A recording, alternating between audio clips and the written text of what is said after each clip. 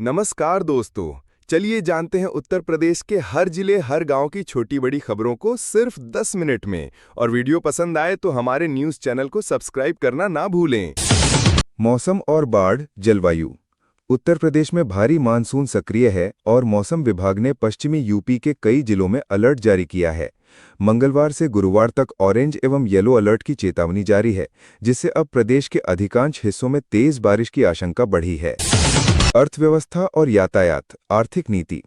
UP सरकार ने किराए पर चलने वाले सभी प्रकार के वाहनों के लिए कर प्रणाली को सरल किया है। अब इन्हें मासिक या वार्षिक टैक्स देने की बजाय एक बार का टैक्स भरना होगा।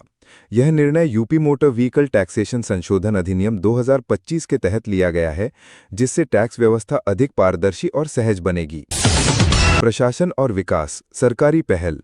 मुख्यमंत्री योगी आदित्यनाथ के उत्तम प्रदेश विजन को तेजी से साकार करने में सीएम डैशबोर्ड सहायक साबित हो रहा है।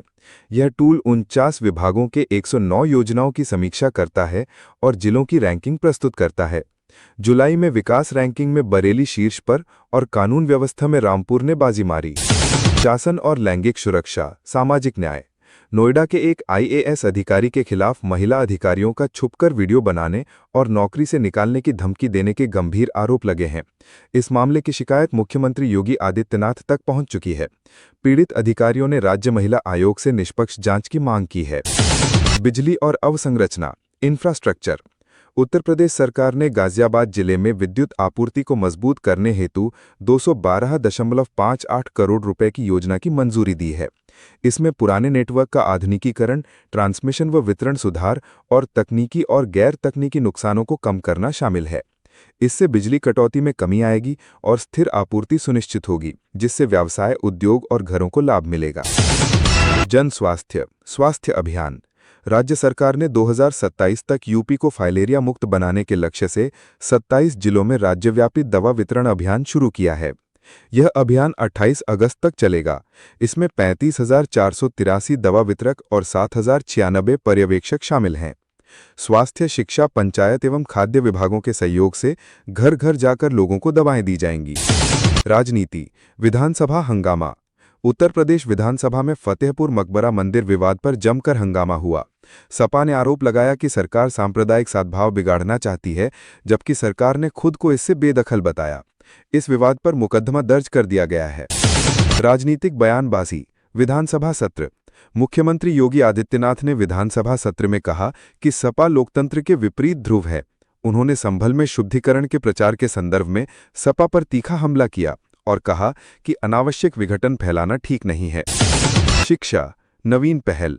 राज्य सरकार ने घोषणा की है कि 2026 तक प्रदेश के सभी प्राथमिक और कंपोजिट स्कूलों में बाल वाटिका 3 यानी यूकेजी कक्षाएं अनिवार्य होंगी।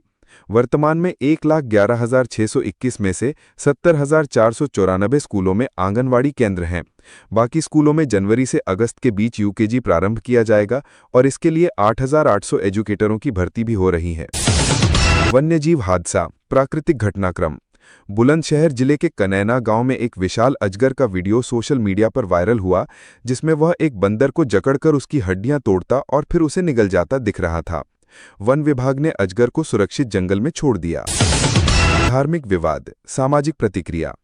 कौमपुर के पीपलेश्वर हनुमान मंदिर पर कुछ अराजक तत्वों ने ईंटों से हमला किया, जिससे हनुमान जी की प्रतिमा क्षतिग्रस्त हो गई। स्थानीय लोगों और हिंदू संगठनों में गुस्सा फैला और जीटी रोड पर जाम लग गया। पुलिस द्वारा मामले की जांच शुरू की गई है। शासन और लैंगिक सुरक्षा प्रशासनिक चिंता। नोएडा में एक आईएएस अधिकारी पर महिला अधिकारियों का गुपचुप वीडियो बनाने और नौकरी से निकालने की धमकी देने के आरोप लगे। शिकायत मुख्यमंत्री तक पहुंच चुकी है और राज्य महिला आयोग से निष्पक्ष जांच की मांग की गई है। मौसम और जनजीवन। मौसम अपडेट। दिल्ली, एनसीआर, उत्तर प्रदेश और उत्तराखंड में जोरदार बारिश से जनजीवन अस्त व्यस्त हो गया। कई इलाकों में जलभराव से यातायात प्रभावित हुआ और केदारनाथ यात्रा 14 अगस्त तक रोक दी गई। प्रशासन राहत कार्यों में जुटा हुआ है। विकसित यूपी विजन पर 24 घंटे चर्चा। मुख्यमंत्री योगी आदित्यनाथ ने विकसित उत्तर प्रदेश 2047 विजन प्लान को लेकर विशेष विधानसभा सत्र यानी 24 घंटे तक आयोजित करने की घोषणा की है। इसमें नीति आयोग, विशेषज्ञों और जनता की राय शामिल होगी। चर्चा में बाढ़, स्वास्थ्य, शिक्षा, अवसंरचना एवं गरीब कल्याण जैसे अहम मुद्दों पर विचार होगा। मुख्यमंत्री ने यह सत्र आज़ादी के अमृत काल का प्रतीक बताया और सभी दलों को सकारात्मक बहस में भाग लेने का आह्वान किया। वाहन चालान अब व्हाट्सएप पर। उत्तर प्रदेश देश का पहला राज्य बन गया है जहां वाहन चालान अब व्हाट्सएप के माध्यम से भेजे जाएंगे। परिवहन विभाग ने यह सेवा शुरू की है ताकि चालक चालान की जानकारी त्वरित पा सकें। चालान की जानकारी के साथ भुगतान के विकल्प जैसे आरटीओ काउंटर पर भुगतान भी उपलब्ध होंगे। यह पहल ई गवर्नेंस को सरल, पारदर्शी और प्रभावी बनाने की दिशा में एक अहम कदम मानी जा रही है। कुशीनगर में नाबालिग का अपहरण एवं दुष्कर्म। कुशीनगर में एक नाबालिग लड़की का अपहरण, जबरन धर्मांतरण और दुष्कर्म का मामला प्रकाश में आया है। पुलिस ने आरोपित को गिरफ्तार कर लिया है। पीड़िता को मेडिकल जांच हेतु भेजा गया है और मामले की गहन जांच जारी है। प्रशासन ने कड़ी कानूनी कार्रवाई का आश्वासन दिया है, जिससे बाल सुरक्षा एवं महिला सशक्तिकरण पर ध्यान देने की आवश्यकता ज्यादा स्पष्ट हुई है। बाढ़ प्रभावितों को पक्के मकान।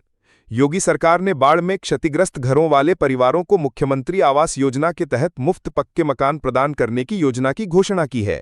इसके लिए केवल क्षतिग्रस्त घर का प्रमाण देना होगा। यह प्रक्रिया त्वरित और सरल होगी।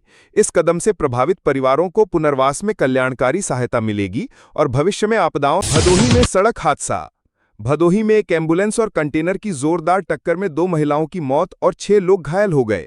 यह हादसा अत्यंत दुखद था और परिजन इस घटना से बुरी तरह प्रभावित हैं। पुलिस ने तुरंत जांच शुरू कर दी है और घायलों को अस्पताल में भर्ती कराया गया है। आवश्यकतानुसार कानूनी कार्रवाई भी की जा रही है। इटौंजा लखनऊ पास। गोमती के तटीय इलाकों में बाढ़। चल रही भारी बारिश के बाद गोमती नदी का जलस्तर बढ़ गया है, जिससे इटौंजा इलाके के तटीय गांव में बाढ़ फैल गई है। वहां के तालाबों की वजह से पानी आसपास के क्षेत्रों में फैल रहा है और ग्रामीणों को मुश्किलों का सामना करना पड़ रहा है। आगरा। यमुना की बढ़ी जलस्तर चेतावनी। यमुना नदी का जलस्तर खतरे के निशान से केवल 1 फुट नीचे बह रहा है। आगरा के कई गांवों में बाढ़ का अलर्ट जारी हो चुका है। खासकर उन कृषक परिवारों की फसलें प्रभावित हो रही हैं, जिन्हें बचाने के लिए प्रशासन सतर्क हो गया है। बड़ौर बदायूं। गंगा का रौद्र रूप। 39 गांव प्रभावित। बदायूं में गंगा नदी का जलस्तर 2023 का रिकॉर्ड तोड़ते हुए बढ़ गया है। 39 गांवों में घर, खेत और मवेशी प्रभावित हैं। संकट से निपटने के लिए स्थानीय प्रशासन एवं राहत कार्य चल रहे हैं। लखनऊ। विधानसभा सत्र के कारण ट्रैफिक डायवर्जन। उत्तर प्रदेश विधानसभा में मानसून सत्र शुरू होने के साथ ही राजधानी लखनऊ में कई मार्गों पर ट्रैफिक डायवर्जन लागू किए गए हैं। मुख्य शहर की ओर जाने वाले रास्तों पर वाहन चालकों से सतर्क रहने और वैकल्पिक मार्ग अपनाने का आग्रह किया गया है। मौसम। भारी बारिश के बाद तेज धूप, फिर नई बारिश की चेतावनी। मौसम में अस्थिरता बनी हुई है। बारिश थमने के बाद आज तेज धूप और बढ़ती गर्मी का असर रहेगा। इसके बावजूद 13 और 14 अगस्त को फिर से बारिश की संभावना है, जिसके लिए मौसम विभाग ने अलर्ट जारी किया है। फतेहपुर। मकबरा तोड़-फोड़ विवाद में एफआईआर दर्ज। फतेहपुर में नवाब अब्दुल समद का मकबरा मंदिर बताए जाने को लेकर विवाद बढ़ गया है। हिंदू संगठनों ने पूजा का दावा जताया, जिसके बाद तोड़फोड़ की घटनाओं में 10 नामजद और 150 अज्ञात लोगों के खिलाफ एफआईआर दर्ज की गई है। यूपी विधानसभा मानसून सत्र शुरू। उत्तर प्रदेश विधानसभा का मानसून सत्र आज से प्रारंभ हुआ। इस सत्र में सपा और भाजपा के बीच राजनीतिक टकराव और विवादित बहस की संभावना है, जो प्रदेश की राजनीति पर भारी प्रभाव डाल सकता है। विभाजन विभीषिका स्मृति दिवस का आयोजन लखनऊ। उत्तर प्रदेश सरकार द्वारा 14 अगस्त को विभाजन विभीषिका स्मृति दिवस मनाने की घोषणा की गई है। इसका उद्देश्य युवाओं को विभाजन की ऐतिहासिक पीड़ा और देश की गाथा से परिचित कराना है।